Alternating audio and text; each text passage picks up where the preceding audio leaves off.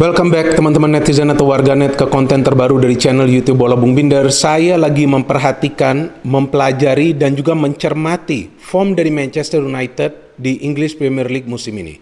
Yang menariknya nih teman-teman, jika kita membelah form dari tim-tim yang berkompetisi di English Premier League musim ini, form pada saat bermain di kandang dan form pada saat bermain di tandang, maka dari tim-tim yang bermain di kandang, ya, peringkat nomor 1 itu adalah Manchester City. Mereka paling banyak meraih poin pada saat bermain di kandang sendiri. Walaupun mereka juga pernah kalah 1 kali lawan Leicester kan dengan skor 2-5. Tapi MU berada di peringkat nomor 10. Ya, kenapa? Karena mereka sudah kalah total 4 kali. Lawan Palace, lawan Tottenham, baru saja lawan Sheffield United, kemudian lawan siapa? Oh iya, lawan Arsenal. Mereka kalah di kandang sendiri kan dengan skor 0-1. And then how about the away form? Nah, away form yang menarik, MU berada di peringkat nomor 1. Mereka paling banyak mengoleksi poin di partai-partai tandang mereka. Memang mereka tidak selalu menang semua gamenya di partai tandang, tapi mereka belum terkalahkan di partai tandang.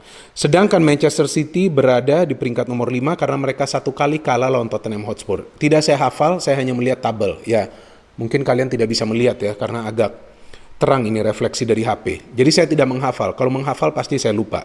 Tapi saya tahu, saya memahami karena saya ikutin ya secara detail, secara teliti. Jadi artinya bahwa MU ini adalah tim yang tidak bisa perform pada saat bermain di kandang sendiri. Kenapa? Selalu yang kita perhatikan bahwa tim-tim yang bermain ke Old Trafford bermain bertahan. Betul. Ya, mereka akan lawan salah satu tim besar dan juga yang sekarang saya kira kuat di English Premier League. Tapi bukan hanya itu. Kesabaran dari para pemain MU ini beda ketika mereka bermain di home dan juga di away. Lihat-lihat aja lagi pertandingan-pertandingan Manchester United. Pada saat bermain di away, mau ketinggalan 2-0 pun, kita bisa perhatikan para pemain MU tenang-tenang saja. Tidak ada kepanikan untuk bisa mengejar ketertinggalan tersebut. Saya hanya fokus di EPL. Jadi jangan nanti kalian komentar di Champions League lah, di apalah, di kompetisi apalah, hanya di Premier League. Tapi di kandang sendiri, pada saat sudah tertinggal, sulit banget untuk bisa meraih kemenangan. Bukan berarti tidak bisa, sulit. Dan lagi-lagi di pertandingan dini hari, ya kan, kita saksikan pada saat mereka kalah lawan Sheffield United, mereka tertinggal lebih dulu. Yes, MU dominan, MU menguasai jalannya pertandingan. Tapi dari peluang-peluang yang mereka peroleh, banyak merupakan peluang-peluang yang setengah matang. Itu menurut saya. Tidak banyak yang berbahaya. Maka itu MU tidak bisa mencetak gol dari open play. Banyak miss chances. Tampak para pemain ini tidak sabar untuk mencetak gol lebih dulu. Tapi mereka justru kalah lawan tim-tim yang berada di papan tengah atau juga di papan bawah. Ya, oke, Tottenham bisa menang, tapi kan kita tahu Tottenham awalnya juga belum berada di atas kan. Tapi perlahan-lahan mereka mulai naik dan mereka bisa menyulitkan MU dengan taktik counter mereka. Palace juga sama. Taktik counter, Arsenal lebih-lebih, taktik counter and fully defensive. And then Sheffield United. Nah, teman-teman pasti memikirkan bahwa nih Sheffield parkir bis, parkir pesawat, pasang kawat duri, ya atau mungkin juga sewa gunung ya. Tapi enggak. Sheffield United tidak bertahan total. Bertahan ya sudah pasti. Tapi mereka juga berinisiatif untuk menyerang ke pertahanan MU. Karena ya teman-teman harus perhatikan game-game pada saat Sheffield United main. Ada beberapa game yang saya nonton Sheffield United. Tidak semuanya, lawan Tottenham saya nonton. Sebetulnya Sheffield United ini sulit untuk create chances. Pada saat pertahanan dari tim lawan ini disiplin, rapi. Tapi teman-teman tahu gak bahwa sepanjang musim ini atau sejauh ini Sheffield United lebih banyak mencetak 1 gol atau tidak mencetak gol sama sekali di pertandingan-pertandingan Premier League mereka kecuali lawan Manchester United. Jadi Sheffield United ini hanya bisa mencetak lebih dari 1 gol pada saat lawan Manchester United. So there is a real problem in the defense of Manchester United. Masa lawan tim yang sulit mencetak gol bisa kemasukan 2 gol dalam 2 pertandingan mereka musim ini. Pada saat bermain di Sheffield, mereka kemasukan 2 gol MU. Pada saat sekarang bermain di kandang sendiri, mereka kemasukan 2 gol. Artinya koordinasi di pertahanan ini seperti apa? Baik, sebelum saya membahas tentang line up dari kedua tim, saya juga perlu ditemani fans Manchester United. Siapa lagi kalau bukan the one and only Bung Jas? Please come Bung Jas. Hai teman-teman. Bung Jas, kenapa kamu tidak pakai jersey MU di konten ini? Kan biasanya kan kamu pakai jersey MU. Apa karena MU kalah nih? Ya kan tadi baru online kelas dan jersey-nya dicuci. Kok jersey-nya dicuci? Emangnya kamu sering pakai jersey itu? Ya saya sering pakai, waktu tidur aja saya pakai. Waduh, lihat tuh teman-teman ya, Bung Jas ini cinta Manchester United, tapi MU kalah. Kita nonton sama-sama, tapi kamu saya lihat tetap bisa tidur. Iya, saya sedih sih, Oke. tapi kan Ole bisa belajar banyak hal dari game ini. Oke ya, jadi ini tentu adalah pembelajaran bagi Ole Gunnar Solskjaer, rapikan pertahanan. Jika hanya cuman ingin menyerang dan tidak bisa fully concentrate di defense, itu tentu akan menjadi masalah. Tapi kaos kamu nih warna biru nih. Oh iya, kan made di Indonesia. Coba lihat apa itu? Tuh, ini tulisnya Oh, I love Bali. I love Bali. Ini waktu kamu ke Bali. Oh iya. Oh ya, saya padahal cuma transit di Bali. Ya udah gak masalah, dia kan pergi kan sama ibunya sama kakaknya. Ya kita juga perlu konsentrasi di pekerjaan kan. Anyway, itu curhat sedikit ya. Jadi jangan nanti pada komentar-komentar aneh di kolom komentar. So we focus on the game. Iya. Ini dari line up nih Bung Jas, ada beberapa perubahan yang dilakukan oleh. Oke, memang ia harus pemain-pemain lain juga istirahat. Teles ya teman-teman dimainkan, Tuan Zebe, dan kemudian yang lainnya Rashford, Fernandes, Greenwood, Matic, De Gea. Yang menarik dari line up ini dibandingkan dengan line up pada saat MU bermain di Sheffield United, hanya 2 perubahan di line up. Yaitu kita lihat di sini Tuan Zebe yang main dan juga David De Gea yang main. Ya, artinya memang Ole juga lebih banyak memberikan porsi kepada pemain-pemain inti. Nah, tapi masalahnya ketika beberapa pemain yang jarang dimainkan justru tidak bisa perform. Nah, memang kita tidak bisa menyalahkan Tuan Zebe dari gol yang dicetak oleh Sheffield United. Tapi coba lihat bagaimana kerjasamanya dengan Harry Maguire. Tidak sebaik ketika Maguire ditemani Lindelof atau juga ditemani Eric Bailly. Itu yang saya perhatikan. Menurut kamu seperti apa? Sama juga. Nah, begitu ya. Walaupun ia tangguh di back, tapi saya berbicara soal kerjasama. Sering nih antara Harry Maguire yang out of position tapi tidak di backup Tuan Zebe, atau Tuan Zebe yang out of position, Harry Maguire terlambat untuk menutup ruang yang terbuka tersebut. Nanti itu kita bahas lagi, ada beberapa kejadian dalam jalannya pertandingan. Oke, Sheffield United tentu saya tidak begitu familiar dengan para pemainnya kecuali Ramsdale, and then Phil Jagielka. Ya, hampir salah tadi saya sebut namanya. Phil Jagielka, 38 tahun, lama bermain di Everton, pernah bermain juga bagi tim nasional Inggris di Piala Dunia 2014 jika saya tidak salah. Nah, pasti kalian nanti cek kalau salah, koreksi saya jika saya salah. Ya nggak apa-apa, biar rame ya Bung Jas. Iya, Oke, Bung Jas, from the lineup, siapa yang sebetulnya kamu ingin agar bermain di game ini? Saya sih mau Cavani di dalam itu. Cavani, ya Cavani sebelumnya menjadi starter ya teman-teman di beberapa pertandingan MU. Kenapa kamu mau Cavani main dari awal? Ya, dia kan bisa ada skill untuk pas bola Oke. dan dia rajin juga. Yes, that's one of the main point pada saat MU nyerang di game ini teman-teman. Terlihat bagaimana beberapa pemain menunggu bola. Ya, pada saat menunggu bola lawan defense yang memang tidak terlalu ketat, mungkin itu bagus-bagus saja. Tapi jika defense-nya ini ketat, rapat, padat, akan sulit tentu dengan hanya menunggu bola. Menunggu passing, berat. Perlu ada pergerakan, perlu istilahnya menjemput bola. Tapi itu tidak kita lihat di game ini. Iya. Martial ya, Rashford oke lah sesekali. Martial ini saya gak ngerti dia nonton atau main. Ya kan lihat dong, nonton atau main ya. Ini yang kapan-kapan yang kita tentu kesal ketika kita lihat penampilan dari Martial. But dia tidak diganti di game ini. Ya kan yang diganti justru Mason Greenwood. Mungkin karena Mason banyak miss chances, di mana ia tidak bisa mengkonversikan chances tersebut menjadi gol. Oke, flow of the game.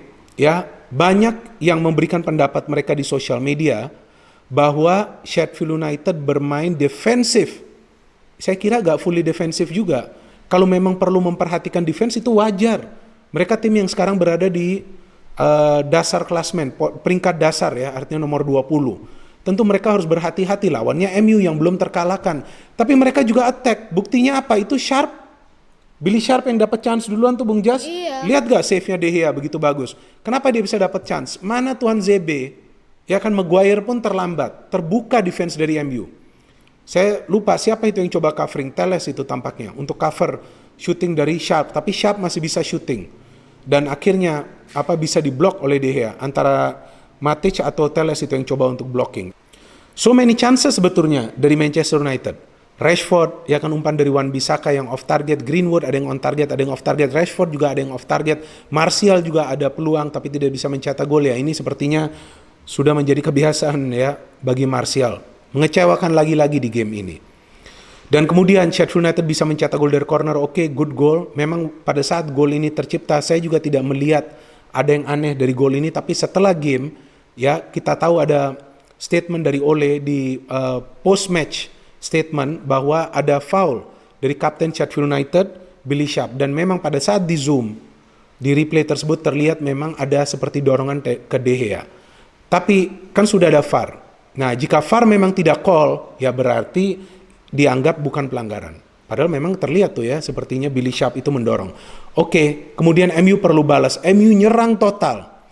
Tapi yang menjadi masalah di sini bahwa kesabaran tidak ada di antara para pemain MU. Cepat sekali ini mereka coba untuk menerobos ke lini pertahanan Sheffield United di saat memang para pemain Sheffield United ini tidak terpancing yang berada di lini pertahanan untuk keluar dari zona mereka. Jagielka bagus banget nih di game ini.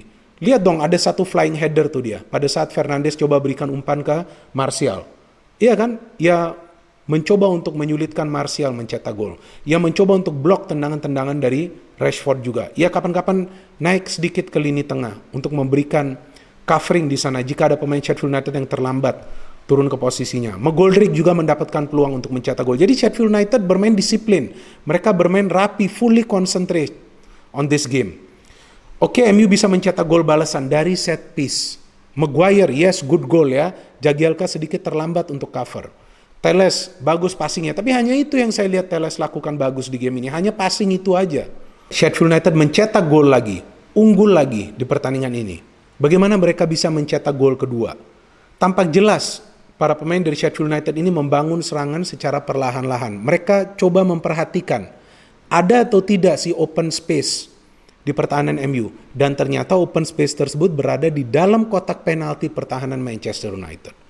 Nah, ini saya ingin jelaskan secara detail. Bung Jas juga lihat, ya kan? Apa? Para pemain MU nggak konsentrasi. Nah, nggak konsentrasi untuk menutup ruang. Dan ini saya kira adalah kesalahan yang kolektif. Teman-teman perhatikan, ada Matic, ada Martial, ada Telles, ya, tiga pemain.